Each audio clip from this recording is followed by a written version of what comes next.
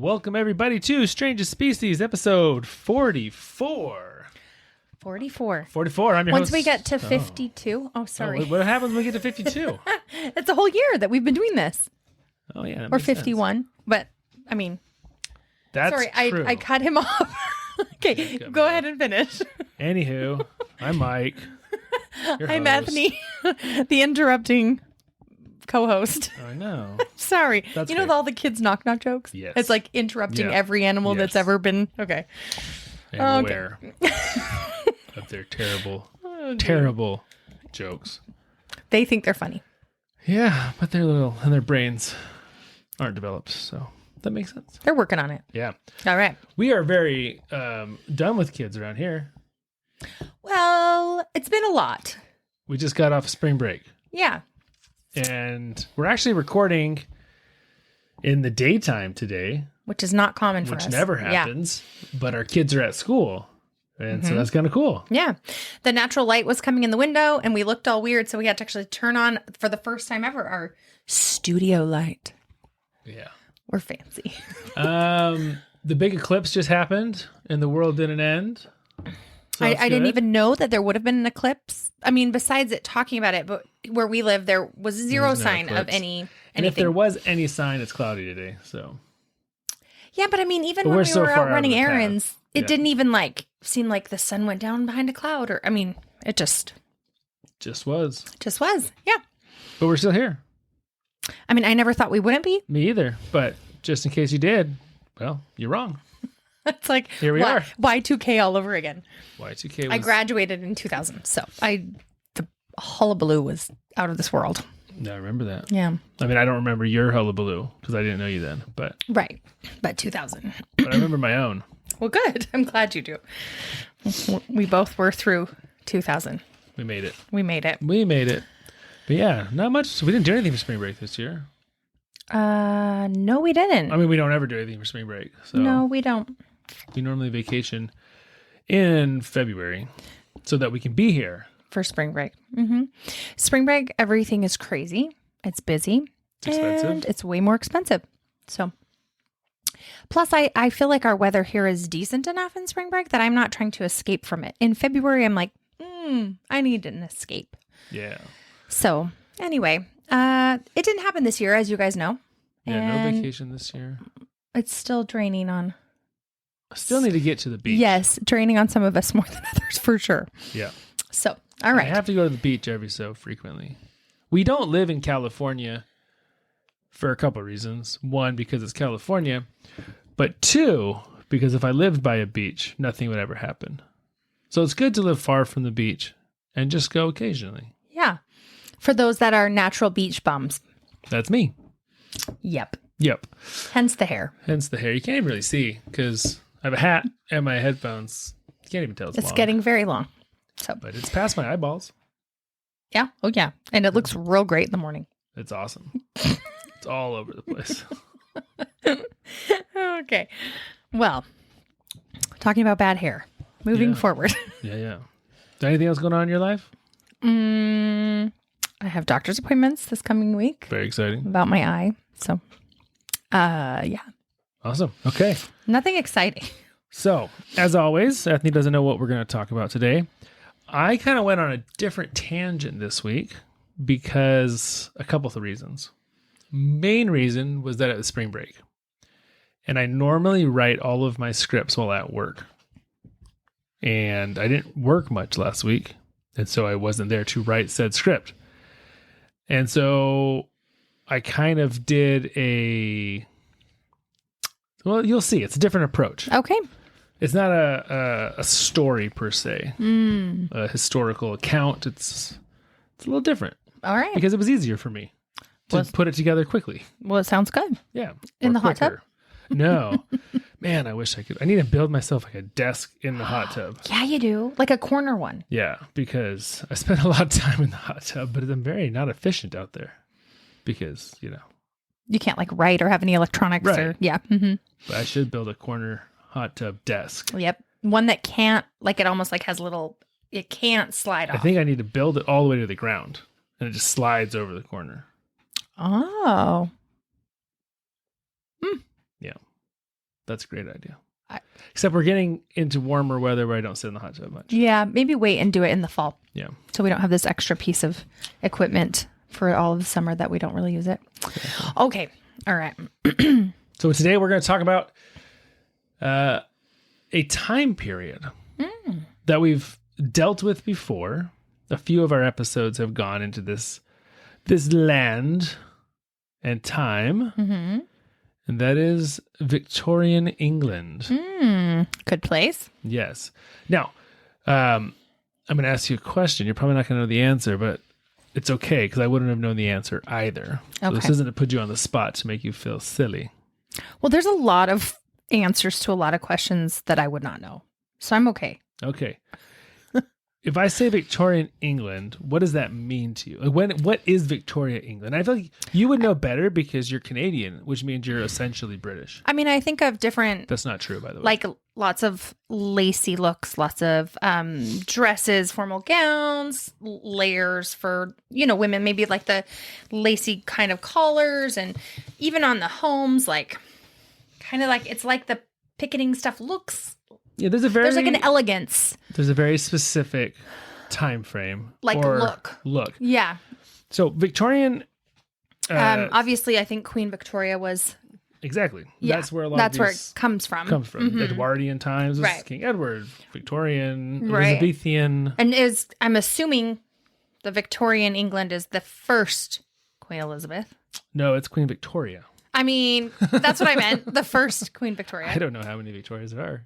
Well, I know there's multiple Elizabeths, but I think there's also multiple Victorias. I don't know. Okay. Being American, they don't teach us much about English history. I mean, being Canadian, I don't know how much English history they teach us, except for current, like who is the current one. Right. And, you do your whole thing after the national anthem. And you guys are all about it. God save the Queen. Yes. Mm-hmm. But just really in symbolism, not really in functional. Well, no. We rename highways after her when she comes and visits, but I mean, that's about it. Yeah. But there is a city not far from us, Victoria. Oh, yeah. British Columbia, named after Queen Victoria. That's where all the Parliament buildings are and stuff. It's very beautiful. So, the Victorian time officially is 1837 to 1901. Okay, I would not have known that, like the exact time frames for sure. Nor would I. That's the question I was going to ask you. I said, don't feel bad because I wouldn't have known that either. I would have been the same as you. Like, this is what Victorian time was like, but I couldn't tell you exactly what that meant. That's my dad's department. He remembers all the numbers. Yes. Yeah. So, I think there's a very nostalgic kind of quality to this time period. Mm-hmm. For example, Disney. A lot of early Disney movies take place in either Victorian times or right after. You think about the aesthetics of, Peter Pan, or even, well, I don't know which ones. I don't want to sound dumb, but you get what I'm saying. Like there's this Mary Poppins. Yeah. There's just this elegance. There's this, almost magic to it. Yeah, there's definitely a right word for that. But you and I would have hated living in Victorian times. Oh, for sure. Mm-hmm. We would not have survived well. Yeah. I can't assume that I would survive well in any of the times pre-industrialization, but I actually love gardening and being like one with the earth, and so maybe I actually wouldn't be too bad. Actually, do, and myself included, I think we both would do much better in even older times. Yeah, where it was just maybe more, or maybe Victorian time period, but like a country folk. Yeah, way out in the middle of nowhere. Right. I think I definitely do not want to live industrial. Well, just London the story that we did, I think last week with the boats. That was a couple weeks ago or 2 weeks ago. Yeah. Crashing in there was so much industrialization, they weren't able to keep up with all the technology of how to deal with all of that. That's almost more gross than just being on my own in my own little homestead, right? So I feel like Victorian England is still the start of all of that coming together. You're dead on. It is a interesting time because it's like this bridge between the old world and the modern world. Right. And there were a lot of hiccups trying to get from one to the other. Trying to merge them together. Yeah, you'd almost be better off in the old world or in the modern world, but not in the process of transitioning to the modern world. Right. Yeah, for sure. So we're going to hop in my time machine. Ooh. And we're going to go back. And I'm going to drop you off in various circumstances in Victorian England. Okay. Mostly probably in Victorian London. It's like Back to the Future? Yes. Back to the Past. Yes. Sure. Back in time, however we want to call it. I was just thinking if I could ride in Marty's car, you know. Yeah. We have a DeLorean. Do we? Yeah. Oh, good. I just bought one. Perfect. And we're going back in time. Now, so rather than a story, we're just going to go into random scenarios of Victorian England. I'm going to be grossed out. Not necessarily. Okay. Some of them are. I feel like I know that I'm going to be grossed out, but So, you ready to hop in the time machine? I'm ready. All right. Can you make a time machine noise for us? Interesting. I have no idea. I didn't either. I was very curious what It started sounding like a helicopter, so then I had to change it. I don't really know. Hey, I like it. Now we're back in 18 something. Okay. So you and I, we've just renovated our house. Okay. And it's not a great house, but it's fine. Yeah. You know? Mm-hmm. Now, back in Victorian time, wallpaper was all the rage. Oh, yeah. Like, that was how you... Kept your walls together. Well, maybe. Just kidding. But that was how you expressed your...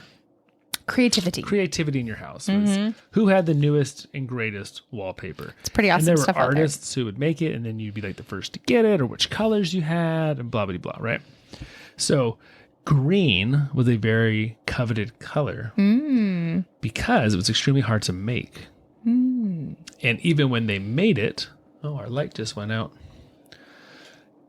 And now we're dark on screen. Oh, well. Oh well. Sorry if you're watching. Sorry. Too bad. Did it just come unplugged? I don't know. Or did the switch get switched? I don't know. Okay. Well, we'll just leave it for now. Yeah. All so right. the green was hard. Like I said, it was hard to make. But even when they did make it, it faded. There wasn't a good green that would last. Until a chemist by the name of Scheele came along. Okay. And Scheele made Scheele's green wallpaper.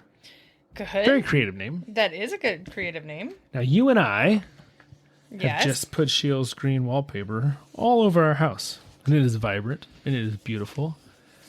And when we have our Cinco de Mayo party with nachos all over the island, everyone's going to talk about our Scheele green wallpaper. Perfect. So how do you feel about it? Like that's too much green. No, the green is hot, Ethne. Oh, like I'm super cool. Yeah, you're super cool. Yeah. There's only one problem with our Scheele green wallpaper. It's going to start bleeding? Doesn't start bleed. So to keep it from bleeding and fading, it contains a lot of arsenic. Oh, I think that's bad. That is bad. Yeah. And so all of us start getting sore throats. Then we start having a hard time breathing. Everyone at our party dies? And then we just die. Oh, my. And no one knows why. No one knows why. We were... So they obviously didn't know arsenic was bad for you. No, they didn't. And lots of people started dying with Scheele's green wallpaper. Ooh. Did they get in trouble?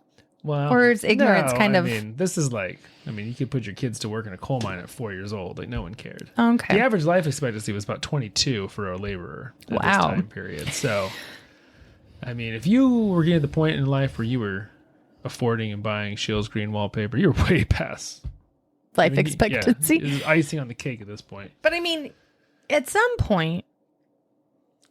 So at some point they did figure it out. Yeah, they had to figure this out. Like, And then hey, there's thousands of people dying that all have this wallpaper. We should maybe not use this anymore. Yeah.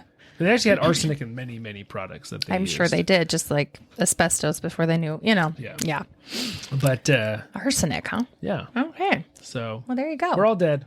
Okay. But luckily I have a time machine. And we're going to We're jump. going to go back before we actually died Okay, perfect. and get out of our Scheele And get out green of our living room. shell green living room.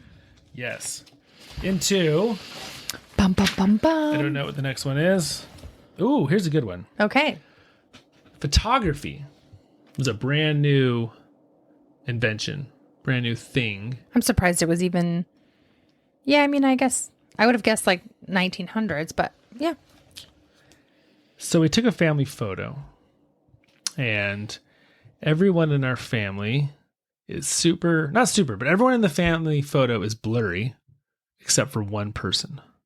There's one person that's very crisp. It's like the focus of the camera. But everyone else is blurry. At least you know you had one. Could you at least tell like blurry enough, but you could tell it was like separated as persons? You knew how many people? Okay. No, they weren't so blurry. Like not like your eye. Thank you. Yeah. It's better than that. Okay. Perfect. But when you looked at it, you could tell like, oh, everything's kind of out of focus except for this one person.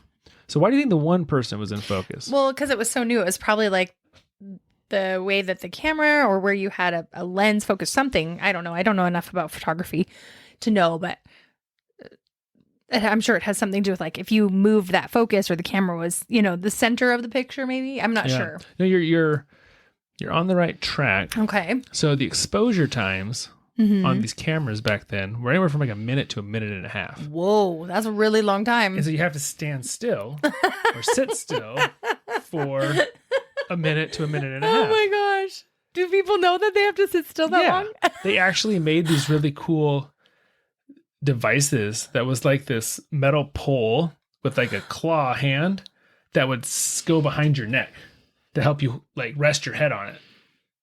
For the minute and a half? Yeah, so you could be stable as possible. Our children would never exist. Yeah, well, luckily photography is really expensive. Oh my gosh. So there weren't a lot, which also plays into these photos. They didn't do them very often. Well, obviously. But it's still, so why is the one person focused and clear? Because that's the one person that sat still? But why is there one person who's sitting stiller than everyone else? I don't know. They're a ghost? I don't know. Yeah, close. They're dead. I don't understand. You only take a picture. They were so expensive. Oh my gosh, when it's like a funeral. Pretty much the average person could only afford a photo when someone died. Oh my gosh. So it's a dead person? Yeah, and it became very, very common to take a family photo or a father with a child who's deceased. But in all these photos, it's kind of creepy because you can tell which one's dead in the photos because it's the only one that's not moving. The only one that stayed still for a minute and a half. That's pretty awesome. It is pretty awesome. So I want to say, in the working classes, child mortality rates were up to 60%. Oh, sad. And so, I mean, really, it was a coin flip anytime you had a kid, whether or not they were going to make it to, 7 or 8 years old. Which is interesting. If you go and look at Victorian pictures of children before 7 or 8, they're almost always dressed as girls. Maybe did girls have a longer life expectancy? Well, I think dresses were easier to pass on to other kids and fit into other kids. Because they're a lot more flexible. They're flexible, they're flowy. And so many boys wouldn't wear pants until they were 7 or 8 years old because that was like, oh, okay, there's a good chance you're going to make it at this point. Right. So we'll invest now in, getting you boy clothes. I see what you're saying. That's kind of sad. It is sad. Yeah, but it makes sense, but it does make sense. So, death photos. Very common thing. I think my sister, who's a photographer, would appreciate that. Yeah. The 1.5 minute exposure. She'll snap 40 pictures in half a second. Oh yeah, it's pretty amazing. One that is it's good, quasi-clear. Perfect. Yeah. So okay. Shall we zip away somewhere else? I feel like I'm the ghost of Christmas, past or present, zipping you around Victorian London, showing you little snippets of things. Yes, I like it. Yes. I'm picturing snowy, cold. Yeah, I'm jolly. I'm in my nightgown. Yeah. All right. Okay. I want a turkey leg, like in the Disney one. Yeah, I like the Disney one. It's my favorite. So, because this was such a, like we said, transitional time period, the Industrial Revolution was taking off. There were a ton of people who worked in these large workhouses, but they were essentially destitute. I mean, they would work all day in these workhouses and have no real place to go. At the end? At the end. Oh, sad. And so there were various options you could go to sleep or to rest when you didn't have a home of your own. And the first was called a penny sit-up. penny sit-up? Mm-hmm. Okay. And you take any guesses as to what a penny sit-up might be. You pay someone a penny and you like lean on their back to sit up or something or support? Almost. So they were, think of it like a warehouse or a gym or just a big building with like pews of benches. And you could pay a penny to go and sit on the bench all night. Who is the manager of the benches? I don't know. To be out of the cold. But here's the kicker to the penny sit-up. You weren't allowed to sleep. That didn't come with your admission with 1 penny. Woof. So they actually had sleep monitors who would go around and bonk you on the Are head. you serious? If you started nodding off. That's terrible. Just let the person sleep. Well, you got to pay more if you want to sleep. You're already sitting straight up. How are you going to sleep good anyway? Well, when you see what the next option up was, I feel good about any sleeping arrangements that I have. Oh, geez. So, could you pay 2 pennies to sleep? You could. Oh. But not at the penny sit-up. Oh. On the 2 penny was the 2 penny hangover. Oh, that sounds... The 2 penny hangover? Yeah. Like you go to the bar and sleep? Not that kind of hangover. Mm-hmm. So the 2 penny hangover was literally a rope about waist high. Okay. And you hang your body over. Hang yourself over the rope? The rope. And fall Won't asleep. all the blood rush to your head? Well, you don't have to hang your whole body over. You could like be on your knees and just put your neck on the rope. Or your shoulder on the rope. I don't know. For 2 pennies. I feel like that's a downgrade. Well, you get to sleep at least. The first one wasn't really for sleeping. It was just for like getting out of the elements. This is terrible. Yeah. Oof. See, the best part about the 2 penny hang up was? Hangover. Sorry, hangover? Just kidding. I don't know. In the morning when it was up, they would just untie the rope. And your head would fall down? Well, your whole body would fall down. Because you were sleeping like you were still there. Hey, your 2 pennies, you're up, man. You're out of here. Go crash Who into is the seriously floor. the manager of all of this stuff? I don't know. And how much do they get paid? More than, they're probably making bank on all these pennies. I don't know how far a penny went back then. I feel bad for these people. Well, you should. It's terrible. That is terrible. But if you wanted the real luxury. The 3 penny. There's no 3 penny option. Oh, no? Go all the way to 4 penny. No, they skipped the 3. They skip the 3. And you could go to a 4 penny coffin. It sounds like they're going to bury you alive. Pretty much. You literally slept in a coffin? Yep. Like whose coffin? Well, it was just a wooden box. Mm. Which essentially was a coffin back then, right? Just a wooden box. So again, giant warehouse just full. And there's pictures of them. You can go check them out. Just full of rows and rows of essentially wooden coffins, wooden boxes. And you could pay 4 pennies to actually sleep laying down in one of these boxes. Did you have like a blanket? Some of them did provide blankets. That's an extra penny. Maybe. That's a 5 penny setup. 5 penny coffin. This is rough. Yeah.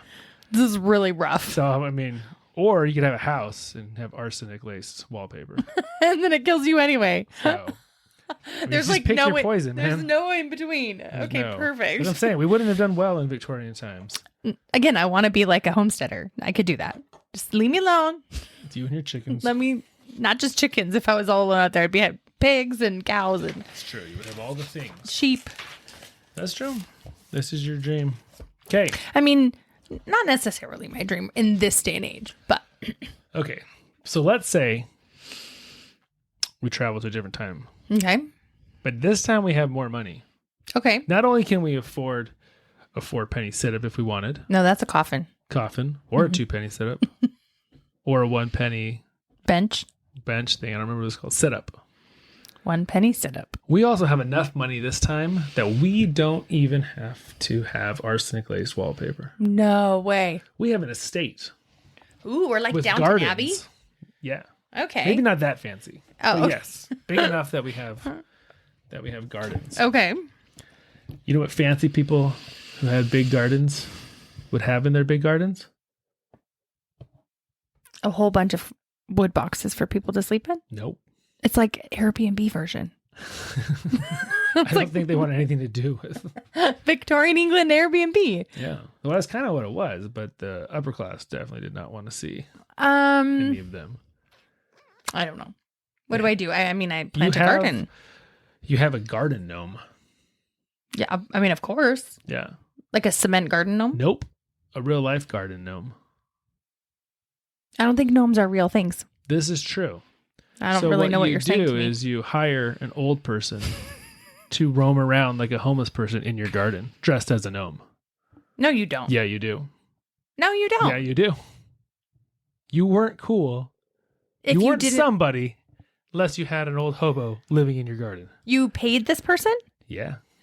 To dress like a gnome? Yeah. Why? Or a druid. Sometimes it was a druid. I don't know what that is. Kind of like a like a gnome, warlocky witch thing, like Gandalf. You know, you can have a gnome or Gandalf. Do you provide the costume? So this is crazy. I'm going to read you. I can't even handle a real life job description or ad, and this is like to protect your home from security. No. What is These the people point? Did nothing. They weren't actual gardeners or security. They were just for show. You have a human garden gnome for show? Yeah. They live out in a little hut in your garden. Are you being serious right now? I'm serious. I don't believe this. Okay, I'm listening. So it actually started a little bit before Victorian times, but headed into Victorian. The Victorians thought that was a cool thing to keep from whatever time period came before Victorian times. Who was the monarch before Queen Victoria? Come on, Ethne. You're Canadian. None. Canadian is very different than. I know. I'm just giving you a hard time. Britain. I don't know. Ask Sonia. This is from 1797, so a little pre-Victorian, but like I said, they still rock this. I can't handle this. I'm dying. You ready? I'm ready. The hermit is never to leave the place or hold conversation with anyone for 7 years, during which time he is neither to wash or cleanse himself in any way whatsoever, but is to let his hair and nails, both on hands and feet, grow as long as nature will permit them. So that's the rules. So if you don't bathe for 7 years, I feel like you're not gonna make it 7 years. Well, I think there's probably a lot of people back then who didn't bathe for 7 years. No. Even if you're going in a river or a lake, there is no way. No. Mm-mm. I don't even care if it's feces filled water. You are not. Well, you are if you're a rich person's garden gnome. I am flabbergasted. That's my only word for this. But I mean, think about it. This person, why are the nails and toes in there? Why does that matter? That's the look they're going for. That's the aesthetic. Whichever nature will allow. What they like start curling and they can't function? They just like roam around like this creepy. Then that's cool? It's beyond cool. Do they have to be short? I don't know. On the height requirements. Okay, you guys. I cannot handle this. I think it's pretty cool. Human garden gnome. Yeah. Human garden gnome. This is the weirdest thing. I feel like we need to look this one up.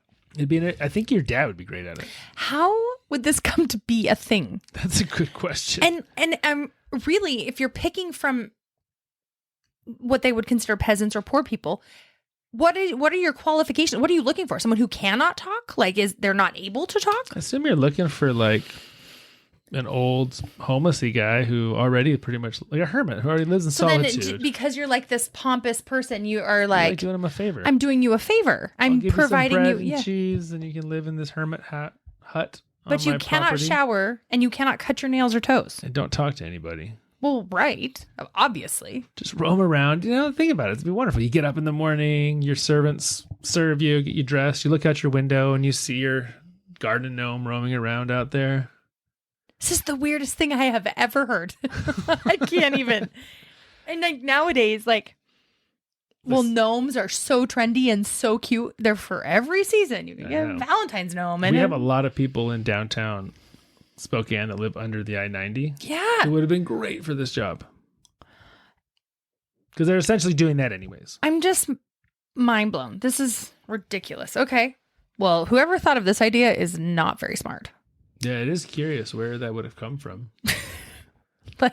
How is this a prestigious thing? It's like I don't even know. So weird. And then, Okay. like a party, and there's like a homeless guy that lives Creepy on. long curly nails. There's like a homeless guy that snuck on to, some aristocrat's lawn, and everyone's giving him a hard time.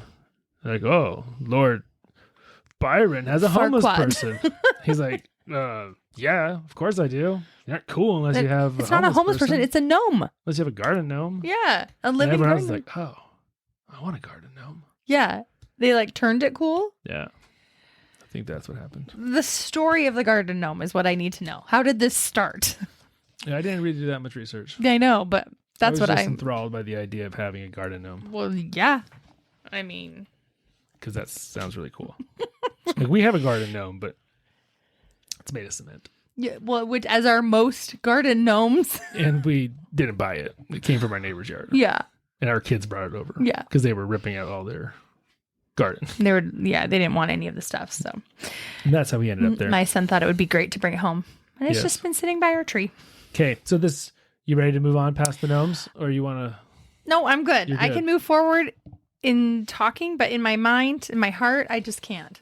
But Because that's our okay. next place that we got dropped off with our time machine time machine's not a good analogy. I like the Ghost of Christmas Present. That makes more sense to me. Yeah, okay. Well, the next place we got dropped off from the Ghost of Christmas Present, Victorian style, is for all the ladies of that time of month. Like every lady was having it at the same time. No, I know what you're but saying. No. you got some nasty cramps. You know? Yeah. I wasn't much of a cramper, but yeah. But you know what I'm talking about. I know what you're talking about. But don't worry. Because back in Victorian time, I don't even want to. they didn't just have tampons. They had tampons laced and soaked in opium. How does this help? Well, it relieves the pain. Oh, this just sounds like a bad idea. No, opium's great. Opium is great. I mean, I guess that's one way to get it in your bloodstream. It's probably a very vascularized area. Yeah. Yeah. Well, no side effects to that at all. No. None. I mean, you might really like those tampons. I want to buy them all the time. Oh my gosh. Is this anyway, that whole thing, who even thought of this? Just to take away the pain? Yeah. They're like, we got this great drug. Opium. They would also soak them in, I can't think. It's a plant. Marijuana. No, shoot. I can't remember. What it's called Is it now. written down? No, it's just. It's another like opioid? No, it was an anti cramping. Hazel, It has witch hazel? Death something, nightshade, Nightshade. something like that. One of those ones that sound cool, like what witches would use. Well, I know witch hazel is one of the ones. It wasn't witch hazel, Wasn't. but I don't it's know. poisonous, whatever it is. But It's poisonous to ingest, mhm. but it's okay to put it into your body that way. Probably not. No. They just thought it was a good idea. Well, like it was a natural muscle relaxant, so it would help with cramps, but it probably had other side effects as well. So, I mean, you'd feel a lot better yeah. with your opium. I just wonder what the opioid side effects would be to your whole body with that. Dependency. And like the concentration. There's just so many things. So many weird things. But if you were a mother, and that was one issue. Let's say you also had a small child who was fussy. And so on top of cramping, you also have this loud child. like toddler. Yeah. There was a very famous elixir called Miss Winslow's Soothing Syrup I bet it had opioids in it. that when you gave your child, magically it would fall asleep really fast. Okay, what's in it? It's a little drug we like to call morphine. Oh my gosh. So you're on opium, they're on morphine. Oh, and Everyone's happy. everyone. I've been on morphine twice in my life. It's crazy stuff. Both times in the emergency room, so not like in my bedroom for fun. And oof, yeah, it was magical both times. I don't. I Like was it. also in a ton of pain prior to getting the morphine both times. I don't like it. So it was the like a weight, double whammy. the feel of it. It was just like this heavy blanket of It feels like it was like awesomeness. compressing my chest. I don't like it. It's weird because it feels like you have this like super heavy blanket on, but yet you're flying at the same time. Okay, watch out for him, you guys. Good. Do they still sell Miss Winslow's soothing syrup in England? That's a good question. We have friends in London right now. I need them to check for me. I think they might have got home yesterday, actually. Oh, shoot. Yeah, or the day before, maybe. What day is That's it? too bad. Oh, yeah, yesterday. So anyways, those are, one of many, many, many drugs and concoctions that nowadays would not fit into, class 1 narcotics. It's pretty awesome, though. Or class 2. I mean, they already knew about all those things back then, so that's like advanced. I mean, they knew about half of the stuff back then. Right. I mean, one side of the coin. Right. Not the other side. Not the other side of the coin. Minor detail, though. That's a minor detail. So. Oh, gosh. All right. Let's move on past menstrual cramps. And morphine children. And morphine children. Morphine children sounds pretty nice. We have a couple that you can use a little soothing syrup every once in a while. That's true. Yeah. Okay. Okay.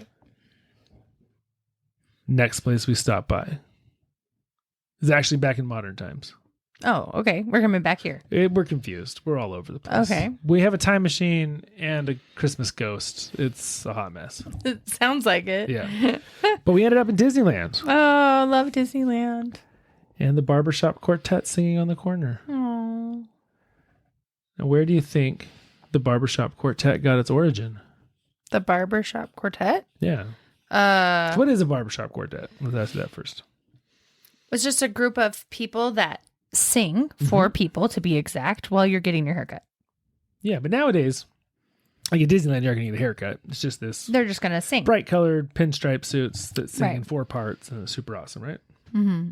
So, but have you ever wondered, like, How they got started? yeah, like why barbershops have quartets? I wonder if you're having to wait and get your hair shampooed, and maybe sometimes you don't want to always like talk to your stylist like they're your shrink, then they just like, oh, bring in these people to sing so that we don't have to talk. I don't know. So you're half right for sure. The difference being no one was getting their hair shampooed or styled at the barbershop in Victorian times. Oh, what are you doing in the Victorian time? Oh, is it like Johnny Depp style? Yeah, kind of like Johnny Depp style. Oh, like you're getting killed. Well, you're not getting killed, but Tortured? no, well, you're asking for it, but yes. So the barbers doubled as dentists and surgeons in Victorian time. Oh, that's quite the combo. Right. So most physicians, doctors, were not the same as surgeons. Those are two different fields. Doctors would give your children morphine and give your hoo-hoo opium and things like that. They would normally come to your home and prescribe elixirs, and they would mix up ointments and things like that. Surgeons hacked off bad stuff. And they didn't do that. The barber did that. Seems like a lot of crosshairs are that's a tricky combination of job descriptions. It is, but he has all the sharp tools. Yeah, he has the razor blades and stuff. Yeah. So then the dentistry part I still don't get. Right. So if you have just an like, abscessed tooth, you the just barber get it- would be the one that's going to take it out. If you've got a leg with gangrene, the barber's the one that's going to chop Okay, it so off. there's zero preventative stuff going on back here. Well, the physicians will do the Sure. preventative stuff. But I mean, once you've got an issue, the barber shop. you're going to the barber and you're getting it. Bad stuff. Bad cut stuff, off taken or off, taken yeah. off. But did they still also just cut hair? No, yeah. Let me get a nice shave too. Huh. Get a nice shave and then get your leg taken off. Totally It's normal. a busy afternoon, but you can do it. Okay. So where this started was, it's not great business or super calming for the people waiting for their leg to get chopped off. If they can hear the guy in the back's leg getting chopped off screaming. Oh, yeah. So the quartet distracts everyone. Right. And I so get at it. first, barbers would just leave out instruments and things in the waiting room, Yeah. kind of for people just to pick up and sing songs together Right. or pass the time before bad things. Oof, yuck. But if you were a more wealthy barber, then you actually could hire people to come in and sing.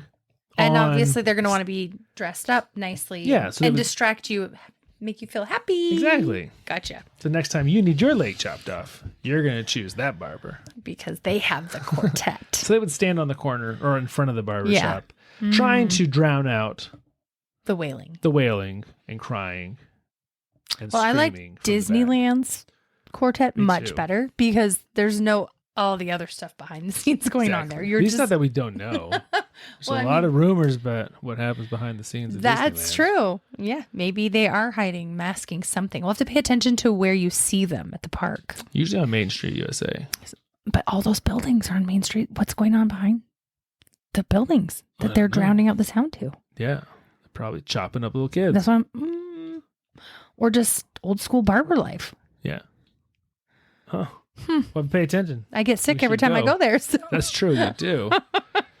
Better watch out for the barbershop quartet. Yeah. I want to go and take my little list, but I'm scared to go. Yeah. Anyway. So we've taken our kids to Disneyland many times because we like Disneyland. But the first 3 times we took them the first 3 times we took the kids, all 3 times ended in epic Stomach bugs. stomach bugs. Yeah. Full of vomit and diarrhea and all sorts of goodness. And we've written a book about it. Well, not we. I'm the main character. This is the main character. I wrote the book. Mike wrote the book. It's mostly about Ethne and Don't a few give away of our too much. kiddos. Yeah. Yeah. But you should definitely look it up. Yeah. It's called What is it called? It's been a couple years now. Bear Bums Bear Bums, Blue Vomit, and a Bit of Magic and a Bit of Magic. by Wally Davis. It's on Amazon. Check it out. And it's also on Audible. It's an audiobook. It's pretty hilarious. We had a really good guy do the Audible. Yeah, the guy who did the audio book for Audible We met him. is named Mr. Cheesy Pop. And he's got a huge Following. Disneyland YouTube channel. And we actually met him up in Disneyland and recorded a promo video with him. And He got It to was a meet our blast, kids and yeah. all the stars of the book. It's pretty great. it is pretty great. That's also on YouTube. I'm on a few of his YouTube videos when we released the book. But anyways, total side note. You should read it. It's great. It is great. But It's really funny. I don't even remember why we're talking about this. Oh, because we were Barbershop talking about the quartets. barbershop quartet But that's at Ethne Disneyland. it was the worst. Okay, but I've been there without being sick. And we've been back with the kids without Yes. being sick too. But my goodness, there were some rough goes there. There were some. I usually escaped pretty. But we made magic every time. We did make magic. Hence the point of the book. That's is right. focusing on even when things aren't going at all the way you planned, Yes. there's still magic. For Ethne's sake, we will not give away any details. No, we will not. If you want to know, you can go and read it. They're Okay. pretty embarrassing. So barbershop's cutting off all the body parts Mm-hmm. and hair. Yes, That's just not a body part, but part of the body. that's right. And that's not a good place to go. No. I, being a real life dentist today, it can be quite challenging on patients psychologically taking teeth out with drugs and anesthesia. Mm-hmm. I would not like that job back then because it can be quite physically taxing, let alone trying to deal with the patient's psyche. Oh, yeah. Their emotional state. You'd gotta have to be back in that day. Like, if you wanted to be doing that, kind of a little bit sadistic. I mean, I'm trying to think what the technique would be back then. I don't Like, I know, got but some no cool matter what, you're tools. inflicting pain. And maybe in your mind, you're helping people. But really, you're like, oh, I'm going to style people's hair and also cut off Yeah. gangrenous limbs. It's I'm hoping that most of the teeth that they had to extract, we're like falling out. well, one, maybe they had periodontal disease. Yeah. So they already were missing bone. 2, they were so abscessed because the abscess eats away the bone. Yeah. Sometimes they're the easiest teeth to get out. Other than it's hard to get the patient numb. But if you're not having to get them numb, then great. So they didn't really have preventative dentistry back then. I don't think so. Yeah. There was just, I'm sure there was teeth brushing. I mean, there were definitely some. yeah, like ways to clean your teeth and and stuff there were like some that. cool toothpastes with like arsenic and junk in them. Horsehair floss. Horsehair floss. Don't you think that would work good? I'm sure it worked for just fine. Yeah. Oh, I want to try it. Yeah, I bet you do. I want to see how tough it would be, and if it's way too wide, one hair. Next time we go to your parents' house, you Well, I can have go to over and- how do you clean it enough? Well, I don't know. Yeah, This is Victorian times. We're not worried about that. Well, They okay, don't even understand. but I live in these germ times. But I theory. actually am super curious if it would be way too thick, and what other option they would have had before dental floss was invented. There's horses around. Oh, obviously, You since can go get one. The dawn of the ages. Yes, but I mean, like literally around. Like you have access to a horse. Oh, yes. I could actually pull out a horsehair. I see what you're saying. Yes. Okay. So let's continue on. All right. We are continuing. Different part of London. We're going to have ourselves a little party tonight. We're going to have a mummy reveal party. That's right. You heard me right. Like a mummy like a reveal mummified party. body? Yeah. Exactly. And you like unwrap them? Yeah, obviously. You're still not going to really know who they are because their skin's all going to be like whatever, biodegraded. I don't even know. It's going to be just bones. No, that's the whole point of the mummy. Well, but it's not going to be recognizable. I mean, it's going to be recognizable. I mean, you're not going to know the person because it's a couple thousand years old. Right, that's what I'm saying. So you're saying reveal the mummy. I was like, you're still not going to know even if you take off the mummifying stuff. The point's not to know. It's just to... Just for kicks and giggles? Yeah. Just to get down to the face. Is this like some entertainment? Yeah, these are big parties they would throw. So, Literally? Yes, literally. So after Napoleon went to Egypt and invaded in 1798-ish, I'm not sure if I have that date exactly right, but around there, he brought back mummies from Egypt. And from there, Egyptian like craze swept across Europe. And interesting. people So weird. bought mummies left and right. They were digging up mummies all over the place in Egypt. I feel like and that's bringing very them back. rude. Yeah, it's not very nice. Yeah, it's very rude. But that was what they did. They were really into it. And so it was very common for wealthier, upper class Englanders to have mummy reveal parties where they'd buy a mummy and they'd have all their friends come over and they'd have drinks and hors d'oeuvres and slowly like unwrap the mummy. Yeah. This is the weirdest. This is still not as weird as the human garden gnome. I cannot get over it. But this is weird. Straight up weird. They would still stink. I don't know whether they would stink or not. I mean, I guess the Egyptians were really good at preserving. I don't know. The whole they thing is would weird. Unwrap. Here's the coolest part. You'd love this part. Oftentimes during the unwrapping, Their head would come off? No. I mean, maybe, but no. As they were unwrapping, before they got to the good stuff, to the body, oftentimes they would find jewelry and trinkets. Ooh. And they would hand those out like party favors. What? Yeah. It's like... I would not love this, but one of our children would love this. It's like the Boxing Day game. Yes. Where you unwrap the saran wrap or like the... Yes. Okay, perfect. I guess if that analogy is it, then I do love it because of just it's a nostalgic And memory. it was like, Ethne, your turn. You get 30 seconds to unwrap the mummy. Go. Anything that comes out, you get to keep. Gross. This is You go as fast as you can to unwrap the mummy. This is terrible. And then when they would get to the face, that was like the grand finale. Like desecrating. Like it's kind of terrible. 100%, Yeah. They didn't feel guilty about this?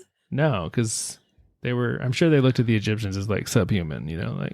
Yeah, everyone sort of looked at everyone else.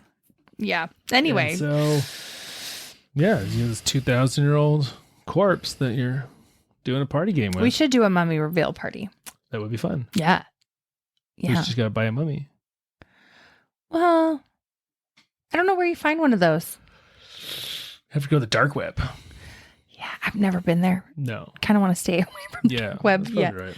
Okay, well, we could have a different kind of mummy, like a fake mummy party. Yeah, I guess that's true. Sounds a little less exciting, but I guess so. It's more up my alley. So, but mummies were a huge craze, not just with unwrapping, but they would grind up the mummies and eat them. Why? They thought, well, it's kind of funny. They thought mummies were generally like royalty. So then if you ingest royalty, you become royal? Right. You ingest, it's like this idea of, you know, like, yeah, taking them into yourself. So they made all sorts of elixirs and concoctions and pills and stuff made of ground up mummy. But the funny thing is most of these mummies were just commoners who had been mummified. So they're probably poorer than the people who were consuming them. This is disturbing. Yeah. Well, Who would even think, okay, how do you grind a bone? How do you even do that? I don't know. Maybe they're easy to grind because they're super old. Oh, maybe. I don't know. There's too many weird thought processes that happen for me. Like, how do you get to this point where you think that grinding up a body that's been dead for so long is going to do anything for you. But then they're like, well, I spent all this money on this mummy. I've got to use it now. I've got to use it now. Now that we've exposed it, what are we going to do with it? I'm not going to wrap it back up. Maybe that's where it came from. Yeah, maybe. It's just like, where does this... I think that's honestly been something that's gone on for all of humanity, except for like the last 100 years. Like consuming... Mm-hmm. Like during gladiator times, commoners would try to get down and soak up the blood of the dead gladiators so they could drink it, so that they could like take on the gladiator power. I don't think it works that way. Well, that's probably true. Yeah, I don't think it works that way. But gladiator power. Okay. So I'm the weird one then, because everyone else thinks that's totally normal. Yeah, and has been doing it forever. So I'm the weird one. They also would use the ground up mummy to make a very specific brown paint shade called, go ready for this, mummy brown. It's very original. Well, at least there's no arsenic in it. Nope. Just dead people. I mean, I still think that's better. Yeah. For your overall health, probably.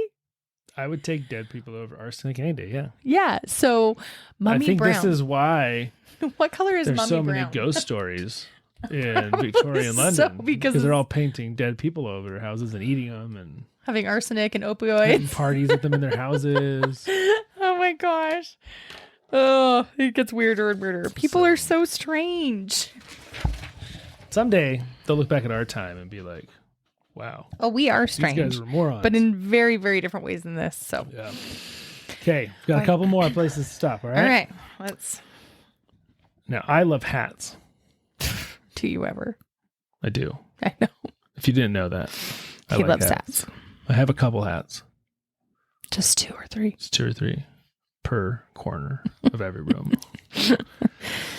So, but in Victorian London, you would have loved hats too. Oh, I love the big hats. British hats? Well, they're not like Kentucky Derby style hats. Oh. The big thing back in Victorian England with their hats, you weren't cool unless you had a fully taxidermed bird on your hat. Not a feather, but a full bird. Like a cute little bird? Well, they probably started as cute little birds, but I would assume it would quickly go, my bird's bigger than your bird. I could see you having a full chicken on your hat. No, I want a cute little bird, like a finch. Like a little finch. Yeah. If you were evil, you'd have like a vulture. This is so weird. If you were real rich, maybe have like a parrot. Ooh, fancy like tropical bird. I don't know what kind of birds they use, but can you imagine walking around with a full bird on your head? Or maybe a whole scene of birds. I mean, no, I can't. But it does make me think of like an Easter bonnet. And I grew up in Canada, and I think we have obviously much higher British influence there. And I do remember Easter bonnets and silly, fun, decorated Easter bonnets is like a big thing. It really was. Yeah. I still feel like even in England, I don't know what the circumstances are, but there are times when the royal family will wear giant hats. Oh, they like very specific times. So I had a British roommate, and for any special occasion, their whole family would be wearing hats. Weddings, all to Do they have animals on them? No animals. A ferret, maybe? No, so that's why I'm thinking maybe this was like you're decorating your bonnet at Easter time. Like, is this all the time thing? Yeah, it was just like, hey, I need to run out to the store. Like a fashion trend? Yeah, it was not just a fashion trend. It was like the fashion trend. I don't know about this. So much of a fashion trend that there were 67 different species of birds that became endangered. Because of this? Because of all of them being put on hats. Yeah. Okay, so the funny thing about my British roommate, her dad is like a bird watcher, like very into what the birds Audubon and where Society. And like where they migrate. So this is kind of funny because he's super British. So then I'm like, oh gosh, went full tilt. Well, I wonder if they know about this whole bird craze. I mean, I've never heard of this before in my life, but I have heard of decorating bonnets. Yeah, and not just with birds. I was from other podcasts, and I don't even remember where. Here in the States, like if you would have walked around, the Midwest or the East Coast or wherever back in the 1800s, the amount of wildlife that you would have seen then versus now would blow you away. Oh, I'm sure. I mean, how common animals were Right. everywhere. I mean, here it's like, oh, I saw a deer today. How fun. Yay. Well, but the industrialization Sure. of everywhere has just Sure. killed them off, right? I mean, but it's just, we're talking, I mean, millions and millions and 1000000s more wildlife. I'm sure.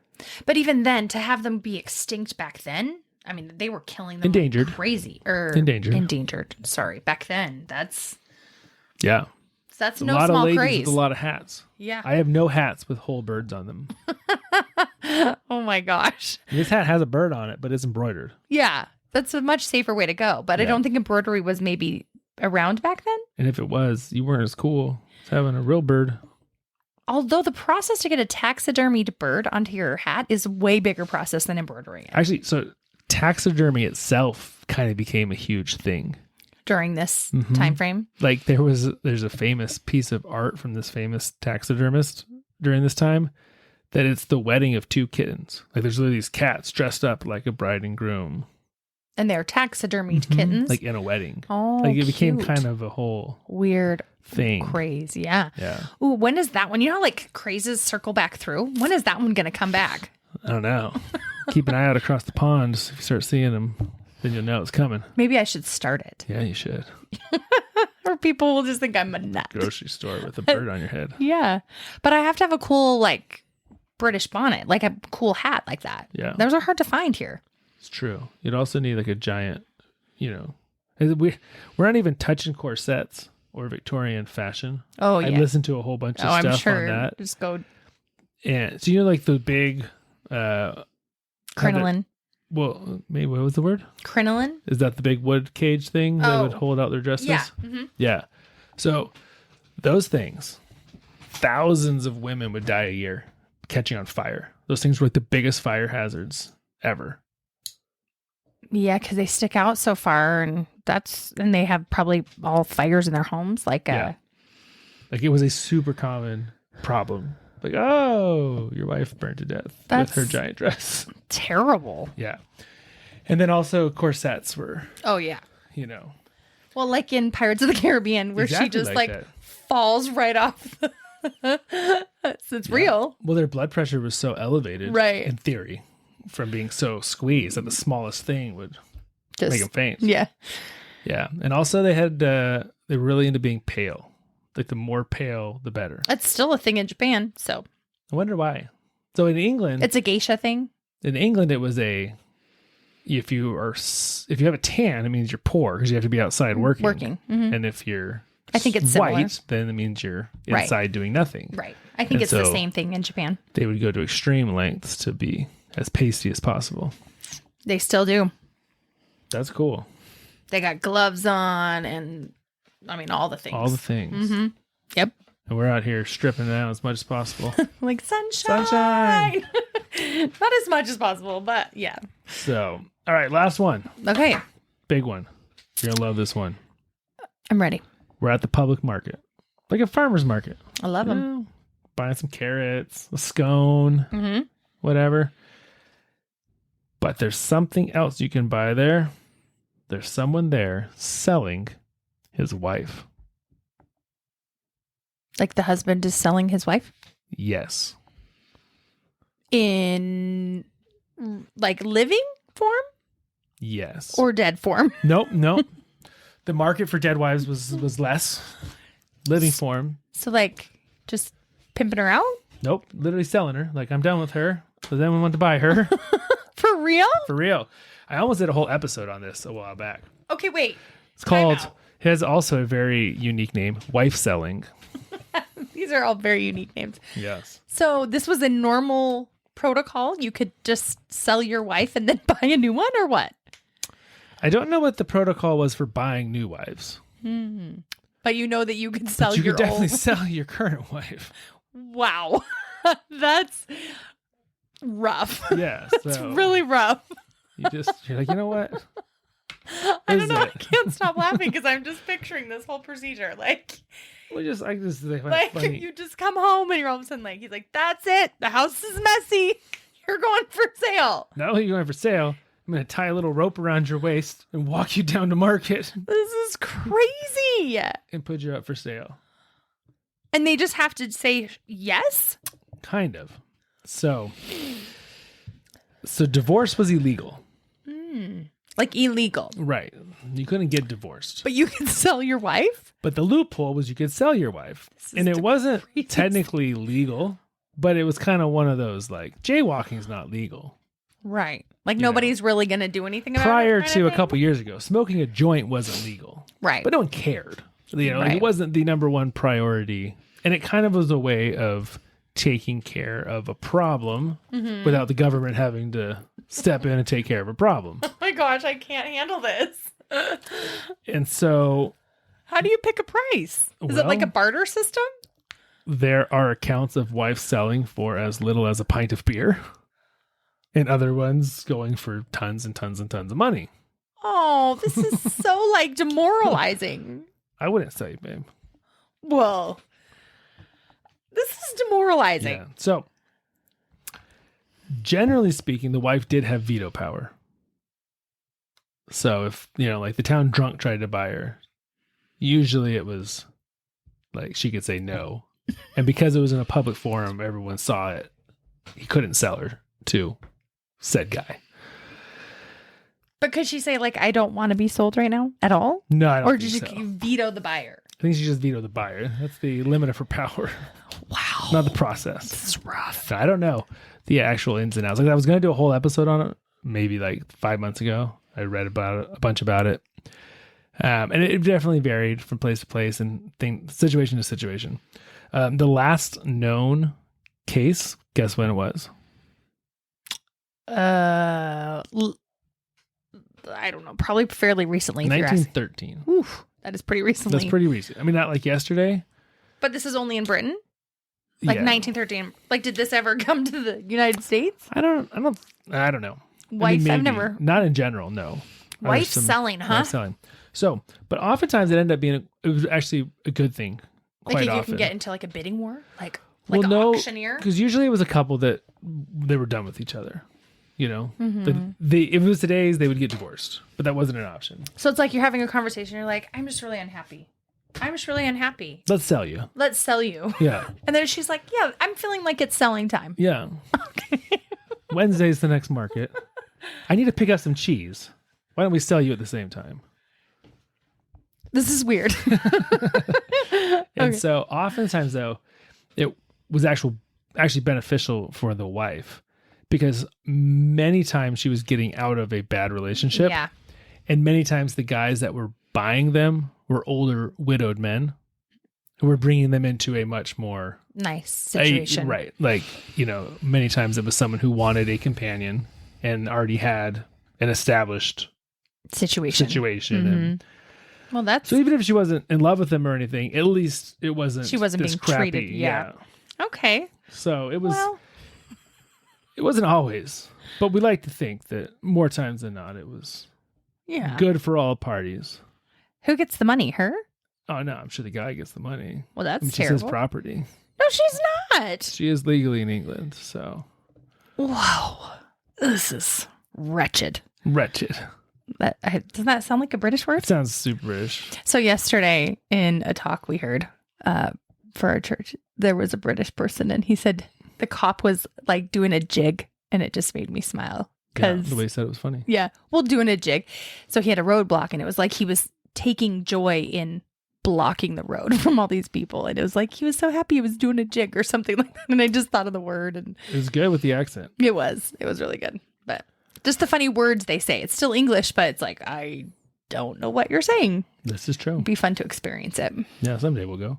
Yep. So, what's your favorite Victorian? Oh, the human garden gnome for sure. Yeah. I can't even handle it. Like the concept is just bizarre. The next one is by far the mummy. Okay. Like the mummy unwrapping, the mummy trinket giving, grinding up. I mean, this is so weird. Just so bizarre. After that, what's my I really number? liked the sleeping arrangements. The Two Penny Hangover was Two- pretty awesome. That's I couldn't sleep very well that way, but No, I guess but that's I all don't you think did every anyone day, could. and you were so exhausted. I guess. yeah, you just worked super Worked hard. 12 and- hours and manual labor. I just feel like it would be nice of them to let them sit on the bench and sleep if for 2 pennies instead of having to have like this rope. involved, you know? I didn't make the rules. Yeah. I am grateful for the time that I live in. That's for dang sure. Yeah. Yep. I bet you I could make a lot of money if I sold you. Thank you. I think you'd be worth. Am I a 10-cow wife? Sure. Yes.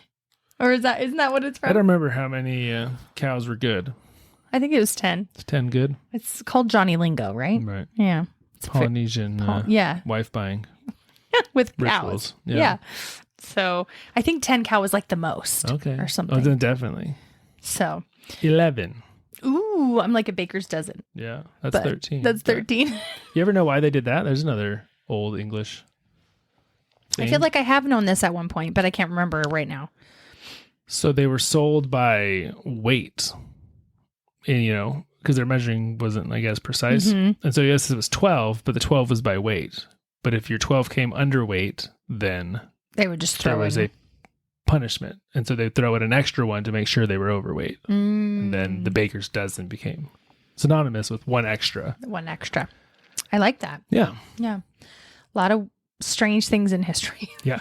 I kind of want to do an episode on weird idioms in English and where they come from. Oh, that'd be fun. Yeah. Yeah, but you're not supposed to tell me that. Well, maybe I won't. Maybe a year and a half from now. Well, that's true. I guess you could do that. So, all righty. Well, this has been a long episode. A couple things. Please, if you want, but please check out the YouTube page. You can see Anthony's pretty face and my hat collection. Mm-hmm.